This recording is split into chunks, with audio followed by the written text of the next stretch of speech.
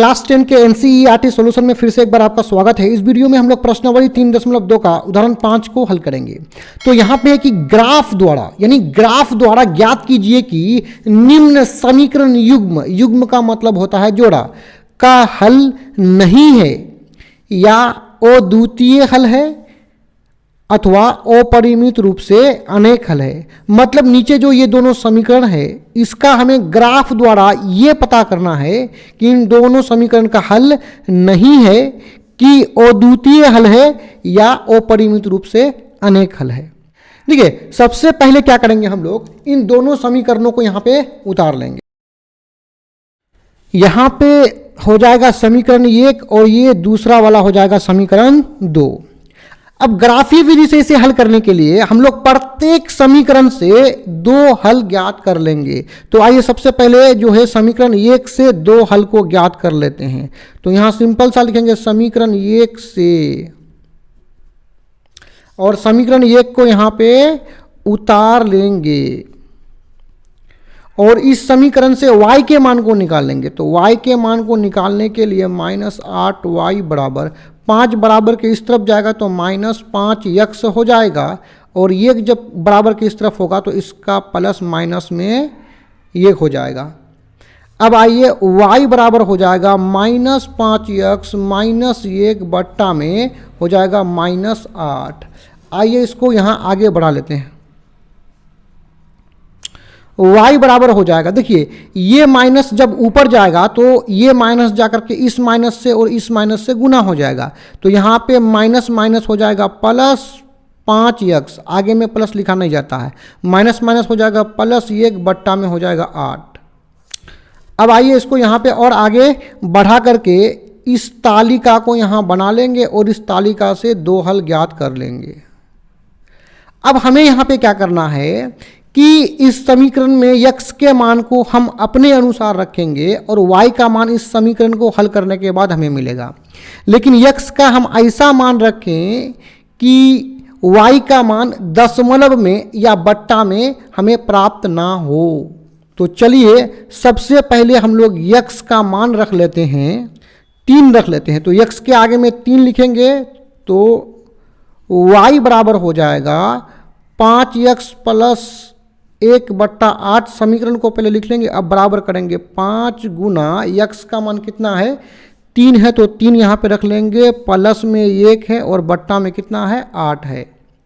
आइए इसको इधर आगे सोल्व कर लेते हैं। 5 तिया कितना हो जाएगा 15 और प्लस में कितना है 1 और बट्टा में कितना है 8 है। आइए इसको नीचे यहाँ आगे बढ़ा लेते हैं। 15 + 1 हो जाएगा 16 बट्टा में 8, 2 1 कम 8 1 कम 8, 8 दूना 16। यानी जब x का मान 3 रखे तो y का मान हमें 2 प्राप्त हुआ। अब हम लोग x का और भी दूसरा एक कोई मान रख लेंगे ताकि हमें 2 हल प्राप्त हो। तो चलिए x बराबर दूसरा पोजीशन में हम लोग 11 रख लेते हैं। 11 इसलिए रखेंगे ताकि y का मान हमें बट्टे में प्राप्त नहीं होगा।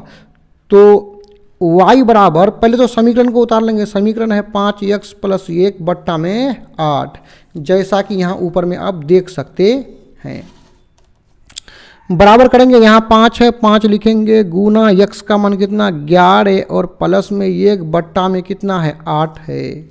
आइए इसको आगे बढ़ाते हैं। 11 5 55 + 1 बट्टा में कितना है 8 है। 55 + 1 हो जाएगा 56 बट्टा में 8 है।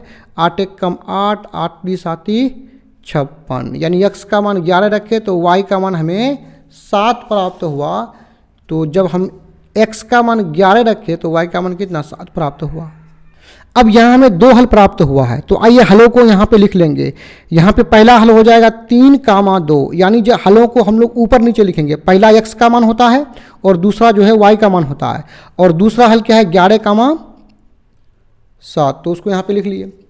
अब आइए समीकरण जो दूसरा समीकरण है यहाँ पे तो यहाँ पे दूसरा समीकरण को आइए उतार लेते हैं। तो यहाँ पे उतार लेंगे दूसरा समीकरण को, इसका भी हमें 2 हल प्राप्त करना है। तो यहाँ पे सिंपल सा लिख लेंगे समीकरण 2 से, और दूसरा समीकरण अभी अभी क्या देखे 3x -24 बट्टे 5y + 3 बट्टे 5 बराबर कितना है 0 है।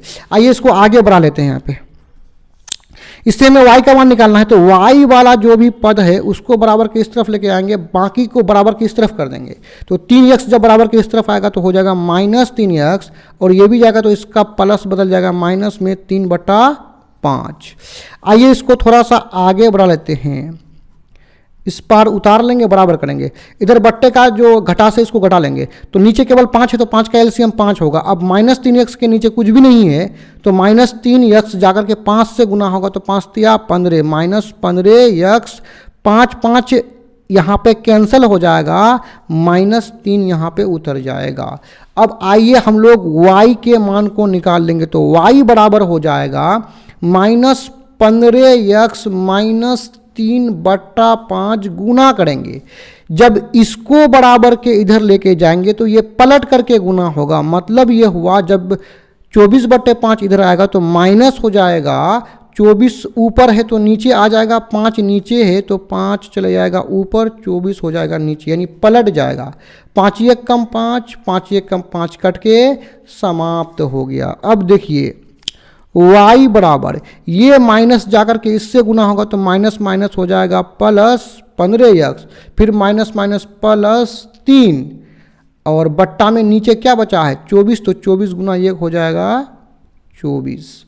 अब y का जो ये हमें मान जो प्राप्त हुआ, इससे हम लोग 2 हल प्राप्त कर लेंगे। तो इसके लिए यहाँ पे बना लेंगे तालिका।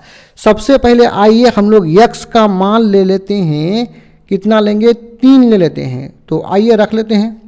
तो y बराबर कितना है 15x + 3, और बट्टा में कितना है 24, बराबर करेंगे 15 गुना x का मान कितना 3 रखेंगे, प्लस में कितना है 3, बट्टा में है 24। आइए इसको यहाँ पे हल कर लेते हैं, बराबर करेंगे तो 15 तिया 45 + 3/24, 45 + 3 48, बट्टा में 24, बराबर 24 से कम 24, 24 दूने 48। तो यानी x का मान जब हम लोग कितना रखे, देखिए x का मान 3 रखे तो y का मान हमें 2 प्राप्त हुआ।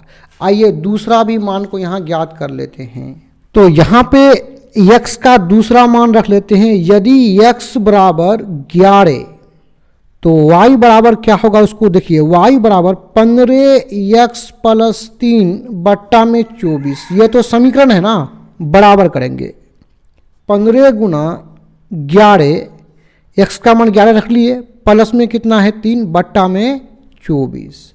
आइए इसको आगे बढ़ाते हैं, यहाँ पे बराबर, यहाँ पे देखिए 15 गुना 11, 15 को 11 से यदि गुना कर देंगे तो आपका हो जाएगा 165, 165 प्लस में 3 है और बट्टा में 24 है, बराबर देखिए अब 65 + 3 हो जाएगा 168 बट्टा में 24, और 24 से 168 को भाग देंगे तो 7 चौके 28, 7 दूने 14 और 2 16, यानी हमें प्राप्त हो जाएगा 7।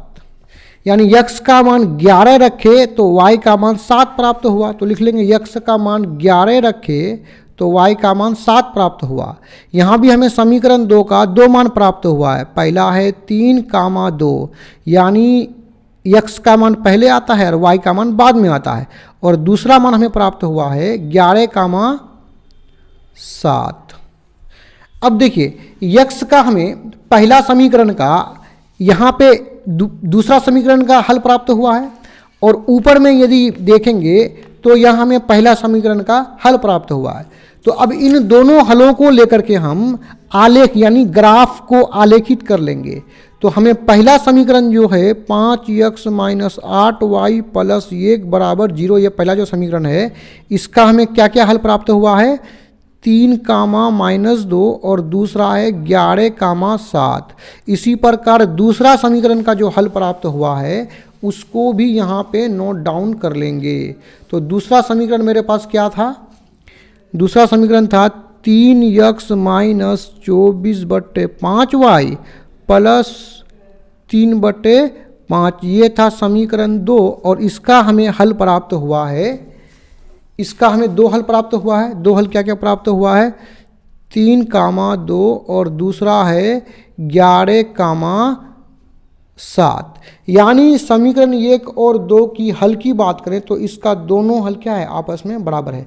तो आइए इसको ग्राफ कॉपी में इन हलों के मदद से आलेख खींच लेते हैं, ग्राफ खींच लेते हैं। तो इसके लिए हमें ग्राफ कॉपी चाहिए। तो इस प्रकार का हम लोग जो है ना एक्स वाई तल बना लेंगे ग्राफ कॉपी पर। यानी ये जो मोटी रेखा है यहाँ पे, ये जो रेखा इसको बोलते हैं यक्स अक्ष। तो यहाँ पे यक्स होगा और इधर यहाँ पे हो जाएगा यक्स डैश। उसी प्रकार ये जो ऊर्ध्वाधर रेखा है, ये खड़ी जो रेखा है, इसको ऊपर में लिखेंगे y और नीचे में हो जाएगा y डैश, यानी इसको y अक्ष कहते हैं।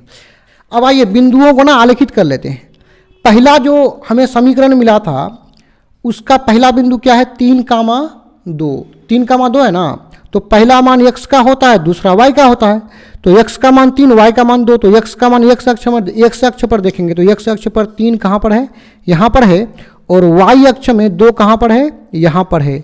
तो 3 और 2 दोनों जाकर के आपस में कहाँ मिला, यहाँ। यानी यहाँ से जो मोटी रेखा निकली है और यहाँ से जो है ये दोनों यहाँ मिला है। तो यहाँ बिंदु हो गया 3,2। यानी इस बिंदु को सही से दिखाई पड़े, इसको चारों ओर से घेर दिए। अब आइए इसी समीकरण का जो दूसरा बिंदु है, दूसरा हल है, उसको भी आलेखित कर लेते हैं। पहला x का मान, दूसरा y का मान। तो x का मान 11, y का मान 7। तो x का मान 11 यहाँ पर मिल जाएगा आपको। कहाँ मिल जाएगा, x का मान 11 यहाँ पर मिल जाएगा और y का मान कितना, 7। तो y का मान 7 आपको जा करके यहाँ मिल जाएगा। तो x का मान 7 और y का मान 11। यहाँ दोनों से जो रेखा निकला है, देखिए यहाँ पे रेखा निकल के कहाँ टच किया है, यहाँ पे। यानी 11 से जो रेखा निकली है और 7 से जो निकली है, दोनों जाकर के यहाँ प्रतिच्छेद किया है। तो यही हो जाएगा 11,7 बिंदु हो जाएगा। अब इन दोनों बिंदुओं को मिला करके एक रेखा खींच लेंगे। तो इस प्रकार का यहाँ पे क्या कर लेंगे, एक रेखा सिंपल सा खींच लेंगे और यहाँ पे दोनों तरफ इसका क्या लगा लेंगे, तीर लगा लेंगे। अब दूसरा समीकरण का देखिए, दूसरा समीकरण का भी बिंदु वही है। यानी पहला समीकरण का जो पहला बिंदु है, पहला जो मान है, दूसरा समीकरण का पहला मान वही है। और दूसरा जो मान है पहला समीकरण का, तो दूसरा समीकरण का भी दूसरा मान सेम है ना। तो ये जो 3,2 है, ये बिंदु भी जाकर के यहीं बन जाएगा। तो दूसरा वाला बिंदु भी यहीं बना, तो 2 बार इसको क्या कर लेंगे, घेर लेंगे। उसी तरह जब 11,7 को हम लोग दर्शाने के लिए जाएंगे तो इसी बिंदु पर बनेगा। यानी 11,7 इसका भी यहीं पे बन जाएगा। तो दोबारा यहाँ पर बना, तो इस बिंदु को जो है ना घेर दिए। अब इस बिंदु और इस बिंदु को मिला करके एक रेखा खींचेंगे तो इसी रेखा के ऊपर में बनेगा।